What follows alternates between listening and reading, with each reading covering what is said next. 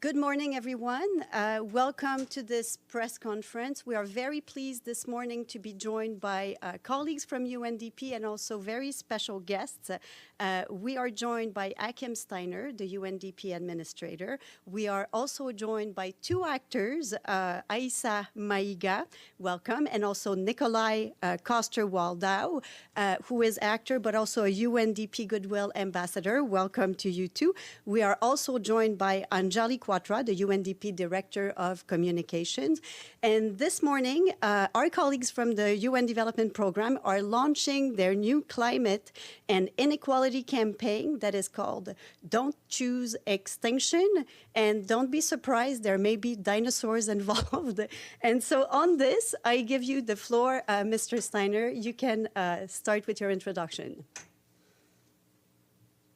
Annie, thank you, and good morning, good afternoon to our colleagues in the media. Welcome to what I think you will both find enjoyable, but in many ways also a reminder of why these days leading up to Glasgow have become such a focus in people's minds across the world.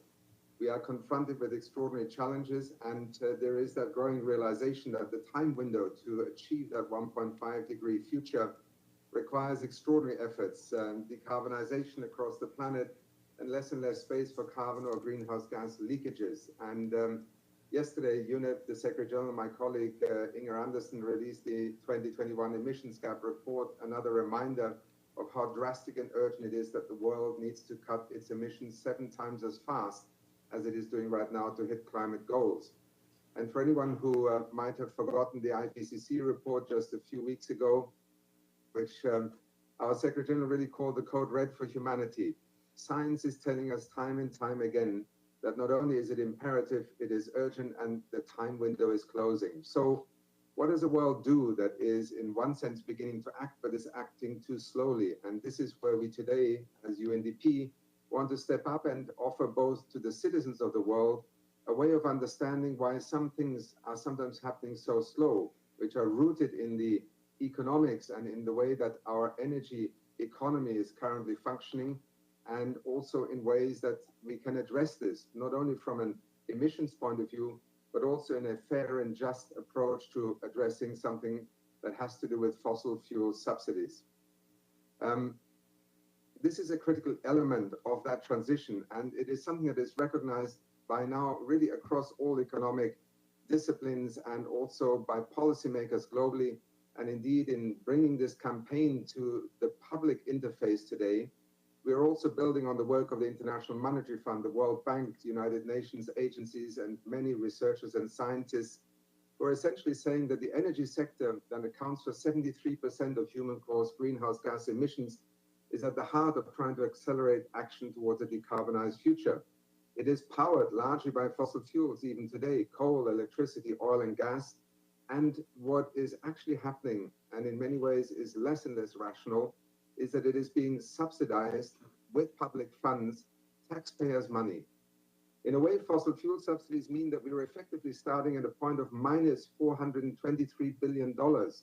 That is the amount that we currently spend per annum on subsidizing the consumption of fossil fuels. And when we consider how we're going to pay for the fight against climate change, this is not only a way of perhaps redirecting these funds into investments in the future energy economy, it's also to remove a major distortion in our energy markets and energy systems. And, you know, if you add the full cost on top of just these direct subsidies, what economists call the cost of externalities, that is the impact on human health, on the environment, according to the IMF, the annual amount actually comes to $5.8 trillion a year. This is irrational economics, it's irrational energy policy, and it is actually spending against the transition towards a cleaner, decarbonized economy. But more importantly, and why we as the UN Development Program are also taking this issue very much to heart today, is that moving away from fossil fuel subsidies is also a first step towards more effectively pricing energy, reflecting the true and full cost of using fossil fuels to society and the environment. This reform is also a crucial stage towards moving in an inclusive and green recovery from COVID-19. Everybody's talking about building forward better. Well, here is an example that across the globe is a low-hanging fruit, but it is a complex one. fossil fuel subsidies are both inefficient and inequitable. Across developing countries, about half of the amount of public resources spent to support fossil fuel consumption benefits the richest 20% of the population, and this is according to the International Monetary Fund. In fiscal policy terms, what you would refer to this, it's a regressive policy measure because it actually benefits the wealthier, but is often deployed in the name of the poorer in our society. And this is something, it is a myth that we have to tackle head on because it has always been used as an argument as to why fossil fuel subsidies should be maintained. And the amount spent on these subsidies could pay actually for COVID-19 vaccinations for every person in the world, or pay for 3 times the annual amount needed to eradicate global extreme poverty. This is why fossil fuel subsidies is not just about energy pricing, fossil fuel markets, carbon emissions. It's actually about sustainable development, inclusive development, and green recovery. And we know that every country is different and has different needs and obstacles in the transition to clean energy. But the facts show that reform is not only necessary and when done correctly, it actually supports poverty eradication. It creates jobs and livelihoods and protects the planet. Now, fossil fuel subsidies have often been an issue of public policy and controversy. Remember the Gilets jaunes, the reaction to this idea that energy prices would go up. Remember the developments in Chile a couple of years ago when bus prices were raised, public transport prices on the back of the increase in fossil fuel prices. Yes, people react to that because basically we are not handling the phasing out of fossil fuel subsidies in the right way. We have learned many lessons over the years that reforms should not be implemented solely for fiscal gain. The success stories that we actually have from many countries show that there is no fiscal gain. Subsidies are ultimately recycled back to the people. That makes a fossil fuel subsidy reform a progressive policy measure. And therefore, it's not only about cutting something, it is about how you utilize those funds and actually incentivize positive transitions. Countries that recycle fossil fuel subsidies back to the poor and vulnerable households through cash payments, for example. Good evidence from Ghana, Morocco, and Indonesia. Countries that redirected subsidies to renewable energy and investments in that sector, such as in Zambia, Morocco, or India, or countries that did both. As UNDP, we have been working on this intersection of these development policy, macroeconomic measures, and the objective of transition towards greener, more decarbonized economies for many years.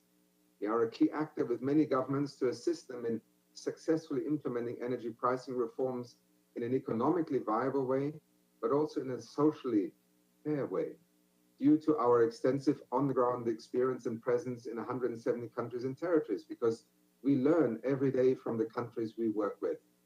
UNDP today is one of the major supporters across the world to countries who wish to address the climate change challenge, but to do so in the context of their national development aspirations and plans.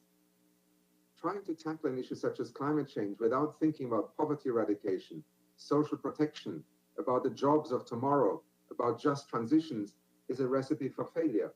And that is why we also provide a significant amount of policy and programmatic support. What you will see in a moment is one way of trying to empower citizens to not be excluded from these debates because they're told these are too complex for you to understand. But we're also launching today a specific program and offer to countries we work with on fossil fuel subsidy reform, because we can assist countries in sharing lessons from other countries, and we can help them to accelerate both their transitions, but also their ability to implement their nationally determined contributions, those national climate strategies that countries across the world have been preparing in the run-up to Glasgow, raising the level of ambition, but also being able to answer to their citizens on how to keep the lights on, how to keep an economy going, and how to address a just transition, particularly not at the expense of the poor. So let me end by briefly introducing that next little clip that we will have. And I also want to acknowledge our Goodwill Ambassadors, Aïssa and Nikolaj, here with us. They are part of an army of supporters that we have across the world who have enabled us to launch this climate and inequality campaign today. I thank you both for joining us. You are both in your own right and as partners to UNDP as Goodwill Ambassadors, such fantastic people to work with. What we're trying to do together today is to make people feel that there is hope, that there are possibilities, that in the face of all these very daunting and often depressing statistics that we are still getting about how slowly we are moving forward, we're actually not paralyzed. There are things we can do. And for UNDP, we are trying to pick up from where the statistics tell us we have to act. The question then is, what can we act on and how can we act? And sometimes that means becoming a little bit more creative. So today we're enlisting someone who none of you have met before. It's a colleague called Frankie. And I want to thank all those who helped us to bring him or her on board and to enable us today to present to you the beginning of this climate and inequality campaign in support of the people of the world and the countries that want to act. With that, back to you, Stephanie. Thank you. Very good. Let's watch the video.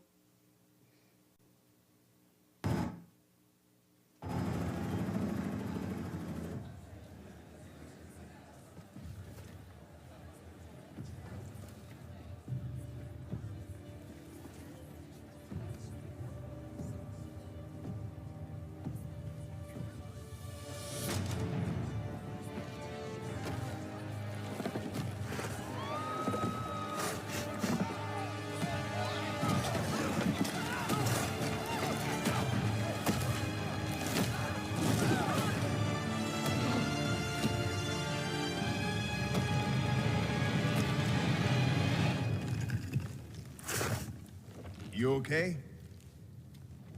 You need a minute? Cool. Okay.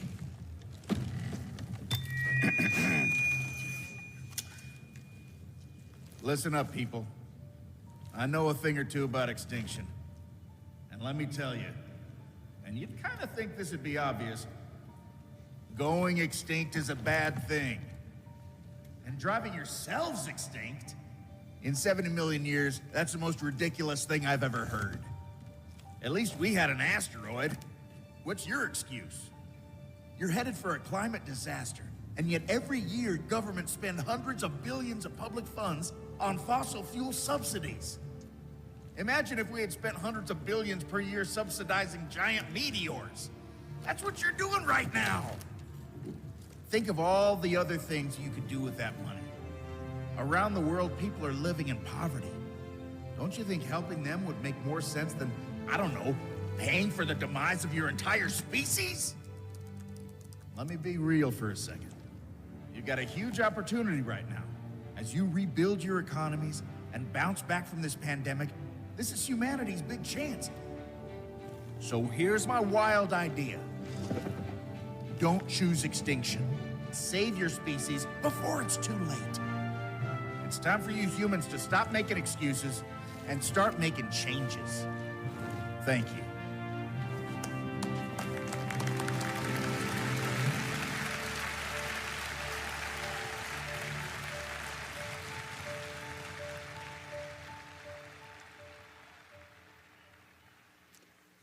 Very nice. And can I note that I understand that this is the first time ever that we've used computer-generated imagery in the General Assembly Hall. So congratulations. This is very nice.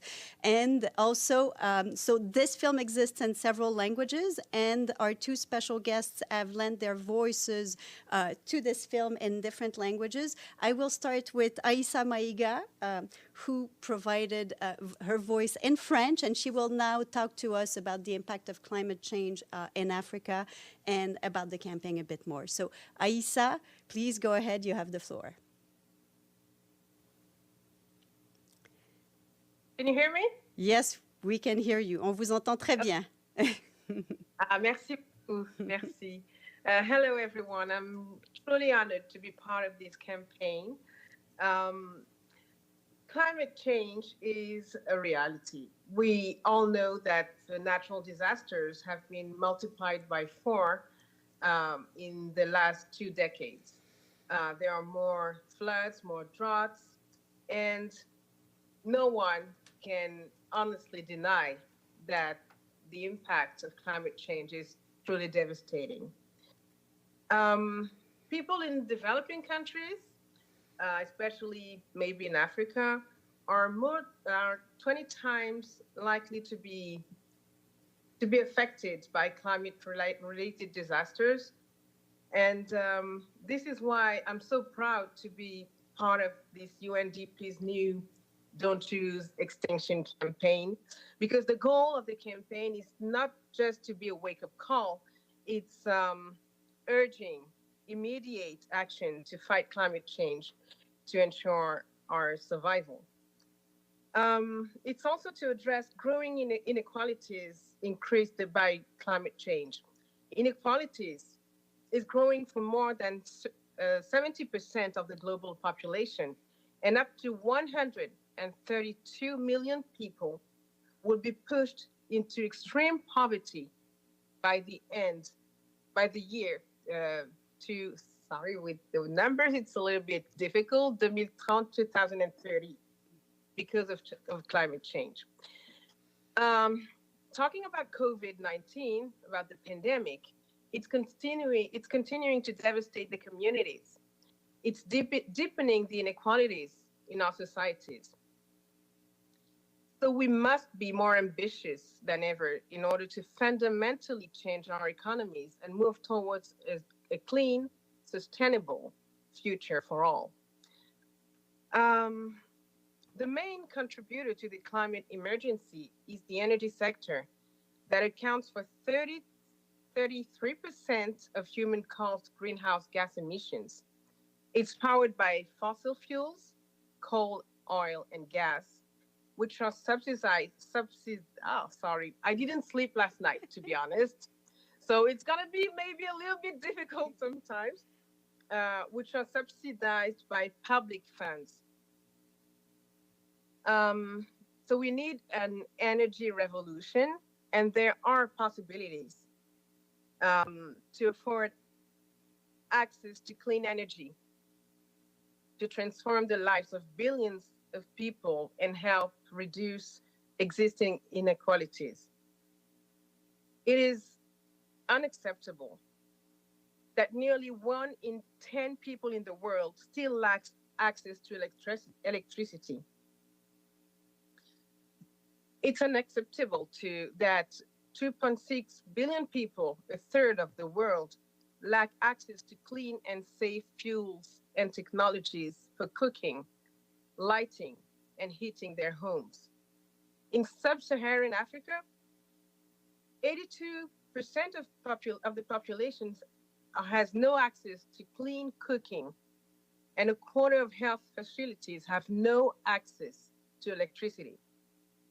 So green and affordable energy sources can fuel economic recovery and strengthen economic resilience in Africa and beyond. Affordable clean energy access for all is the foundation for achieving a global energy transition that is fast and fair. The time is now. Thank you. And remember, don't choose extinction. Thank you so much. Merci beaucoup. And don't worry, that makes 2 of us with the French accent today, so that's all good. So let us now turn to our second guest of honor, Mr. Coster-Waldau, who will talk to us about the effect of climate change on people's lives that he has witnessed himself. Please go ahead. And thank you for having me. It's not long ago that the effects of climate change were maybe not as visible as they've become these last few years. It used to be a thing we heard about. I mean, I've heard about it my whole life at school and up until now. We've been warned about it, but now it's a reality for all to see and witness. Now, here where I live in Europe, we've seen extreme weather events this past year, heat records, horrific wildfires, extreme flooding that have had immense cost, not just financially, but for the many people who lost their homes and in some cases, loved ones. And through my work as a UNDP Goodwill Ambassador, I've been very lucky to see firsthand the effects of rising temperatures, coast erosion in the Maldives, droughts in the Amazonian rainforest, and the receding of glaciers in Greenland. And Greenland, which is my wife's motherland, it's our second home, the world's largest island, where the fast melting ice sheet is pouring 300 billion tons of ice into the ocean each year, is a major contributor to rising sea levels. And unlike Vegas, what happens in Greenland most definitely doesn't stay in Greenland. Experts predict that if the Greenland ice sheet would melt, sea levels would rise 20 feet with devastating consequences for all life on our planet. So our neglect of our planet, abuse of its resources has resulted in a climate emergency that, as Achim said, the UN Secretary General declared code red for humanity. Life on Earth is suffocating from greenhouse gas emissions from fossil fuel burning. So priorities must shift if we want humanity and Earth to survive. The world is spending hundreds of billions of dollars each year in fossil fuel subsidies that are destroying our planet while hundreds of millions of people live in poverty. Among those hit hardest by the climate crisis are those who live in poverty and struggle to make ends meet. Now, they're suffering the most devastating effects of droughts, floods, and now the COVID-19 pandemic. We have to dispel the myth that there is a choice between climate and the economy. The aim must be to transition away from fossil fuel subsidies in a strategic, just, and timely manner. And the COVID-19 crisis presents this opportunity for governments, policymakers across the globe to act now in order to prevent the catastrophic consequences of climate change. So let's seize this moment as an opportunity to create a future that's fair, sustainable, inclusive, and respectful of our planet. It's the only one we have. And like any parent, I want a safe and secure world for my children, for their children, for generations to come. We cannot bury our heads in the sand when it comes to climate change. So let's instead have the courage to make other changes to preserve the stability and safety of our planet and our people. And I'm very happy and I'm proud to join the UNDP in urging the world to don't choose extinction. And please go and check out www.don'tchooseextinction.com. Thank you. Thank you. And if I'm not mistaken, if people log in and watch this video in Danish, it is your voice that they will hear, right? It would be my voice, yes. Excellent, thank you. And now let me turn the floor to our colleague Anjali, who is the Director of Communications for the UN Development Program. She will provide a bit more information about the campaign. Thank you. Thanks so much, Stephanie. Hi, everybody. I just want to talk very briefly about what is at stake here and why this is so important.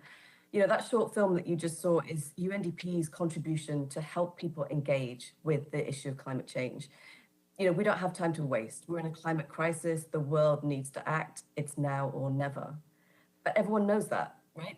Everyone knows that. And these are complicated issues. People are feeling overwhelmed, confused, bombarded with so much information. I think we all feel like that a lot of the time, right? So with Frankie, the dinosaur, we wanted to come out with something a little bit different, a little bit engaging, and with a big message, which is a message of hope. You know, there is a crisis. We do have to act, but we have the solutions. We know what to do, and we can do it. It's doable. And I suppose we want to try to engage, you know, with the film, with the silent majority, those people who, not the activists, although I do want to say that Greta Thunberg has retweeted our film this morning, and not those who don't believe in the science, but those in between who care, but just don't quite know what should be done. How can we act? And so we know what we're talking about here, fossil fuel subsidies. You know, this is a very complex and nuanced issue. You know, but we wanted to take it on knowing that phasing out of these subsidies is one of the most significant things the world can do right now to fight climate change. And so we wanted to make a way to find the public to be aware of the issue, to spark that global conversation on the way forward, which we so desperately need. And that's why we brought back the dinosaurs. And that's why we're so excited that Nikolaj and Aïssa agreed to voice the dinosaur using their reach to reach millions of people. So Aïssa in French, Nikolaj in Danish. We've now got the film translated into 35 languages. I won't go through the whole list, but Swahili, Arabic, Urdu, Swedish, Hebrew. You know, all of these films are voiced by national celebrities and influencers so that we can really reach as many people as we can. And the film that you just saw in English, that's the voice of Jack Black, in case you were wondering. And the viewers of the film are then led to the website, as Nikolaj just said, the don'tchooseextinction.com, where you can take a variety of actions from downloading an Alexa skill, where you can talk about climate change with your family at the dinner table, and that's voiced by British actor Stephen Fry. You can read a book about climate change with your children.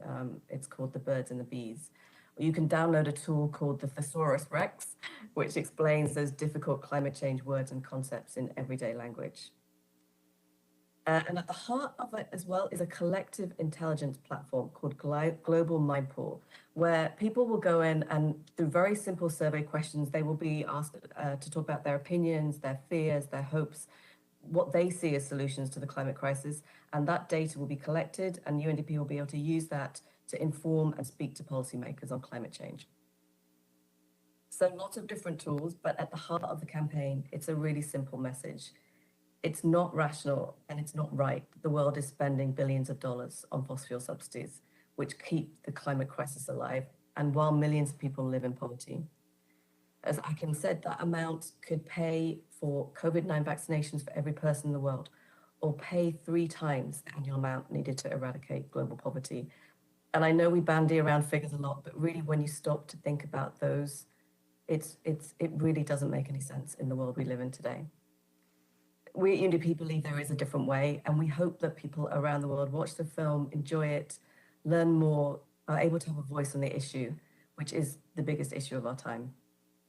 Thanks, Stephanie, back to you. Thank you so much. Let us now turn to people who have logged in online. Just a little bit of housekeeping. Journalists who are connected online, if you do have a questions for any one of our guests today, you can either enter it in the chat and address it to all panelists, just indicating your name and media organization you represent.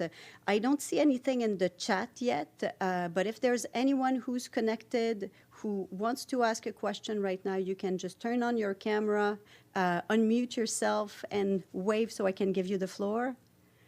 Let's see.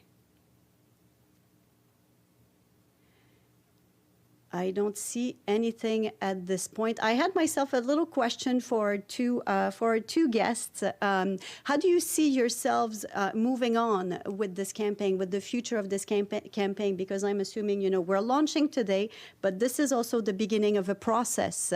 Could I start maybe with Nikolaj and then move on to Aïssa? Yes. What I think is what I love about this campaign is it's very accessible. It's a fun entry point to have a dinosaur step into the UN Assembly Room, and then of course the hope is for people to follow the thread, to go to don'tchooseextinction.com, and I think the idea behind the global mind pool is incredible, because the truth is, we all have a voice, and this is a great way for people to have their voices heard. Thank you so much. Let's now move on to Aïssa.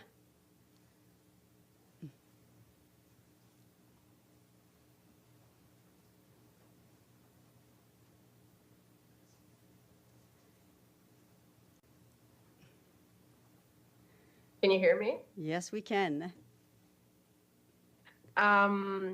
I'm doing a campaign for my film that was shot in Niger, and it's about climate change and the water shortage. And what I'm witnessing in France right now is that there are various types of people that are interested in the climate change issue. Of course, the activists, but also the teachers and the pupils are more and more organized to find ways to get the information about climate change. So I'm sure that this clip, this video with the dinosaur will be, as Nikolaj said, a very good entry point for people in the schools throughout France. And regarding the social media, I'm sure that the people who follow me are going to be very surprised by the tone of this campaign that is not culpabilisant. Can you help me? It's not putting blame. Yeah. Voila. Mm-hmm. And I think that's very different, because today we're swamped by multiple information about the extinction, and it's very difficult to find a way to talk about it, to address it to the people, and at the same time to give hope. So I'm sure it's going to be very impactful. Thank you so much. And I believe that, let me just turn back to our screen to see if there's, I don't have anything in the chat still, but if there's anyone who would like to still ask a question, have the floor. Let's see, let's give it a second. So I think, Mr. Steiner, I will... Everyone is watching the movie. Exactly. I think, you know, that means that the movie speaks for itself and and will be watched over and over. Let me turn the floor back to you for closing remarks. Thank you, Stephanie. Thank you to our great Goodwill Ambassadors. And I just want to pick up on Aissa's last statement. I think, you know, so much of what we have become used to in trying to deal with this extraordinary challenge of climate change. In the midst, let us remind ourselves also of a pandemic. I mean, this is, you know, if you were to write a sort of scenario about the future, this would be rated amongst one of the worst scenarios you could imagine, in which humanity is trying to deal with a race against time on climate change, while at the same time experiencing an unprecedented pandemic in which we are, not just from a health perspective, from the many deaths affected, but economically, socially, thrown back in many ways. This is a moment where I think what we need to give people also is a sense of what can you do? Because if the only thing we are able to narrate is how bad things are and how they're getting worse, then for most people who already feel very often that they have very little influence, very little ability to change anything, it's a very disempowering narrative. And I think what we have seen, particularly with young people across the planet, is that they actually take charge of their future. And I want to dedicate this campaign particularly to the young people across the world. To me, they are the force that is actually driving a rethink about our future right now across the world.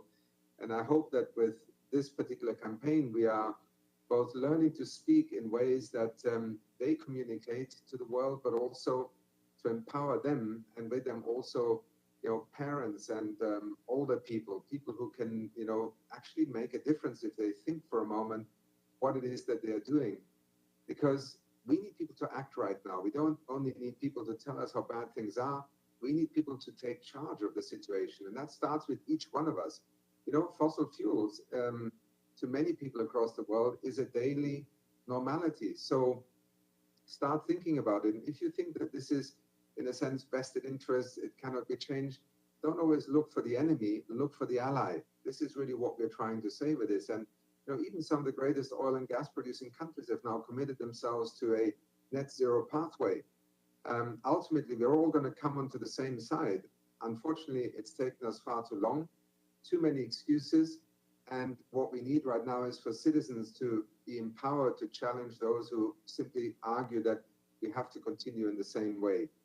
From that perspective, Frankie the dinosaur is a kind of contradictory figure to use, because, you know, he or she went extinct, but not because of something that they actually had control over. That was a meteorite. So part of the message here also, which in fact was echoed in the IPCC, is that, you know, this is something that we have caused. This is something that we can deal with. And here is yet another example of how it can be done. And as the UN's development program, what we are saying is that in a fiscally stressed world with, you know, rising debts, more poverty, and more inequality, to spend almost $423 billion each year on encouraging us to essentially get stuck in yesterday rather than invest in tomorrow is irrational. The future of development is going to be decarbonized. And if you are doubtful about those trends, just look at the world, what is happening around us. The world's most valuable car-making company now doesn't use a liter of fossil fuel. Its entire technology is based on electric mobility. If you look at countries such as Denmark, where Nikolaj comes from, it's a country that is already on the pathway to going to 60% renewable energy electricity generating infrastructure right now. We are seeing this happening all over the world. In India, massive investments also coming in renewable energy. In Africa, Latin America, we can do this, but we need to know how to do it. And today we make a contribution to something that is both an incredible waste of money, going often not to the ones who need it the most, and holding us back on a pathway that will actually make our economies, our societies more successful, happier, healthier, and actually help us tackle climate change. So Stephanie, thank you for organizing today's press conference and briefing. And don'tchooseextinction.com. Thank you so much. And thank you to all of you for joining us this morning. And once again, please go online and check it out. The campaign is don'tchooseextinction.com. I repeat it. And thank you so much, everyone, and enjoy the rest of the day. Thank you.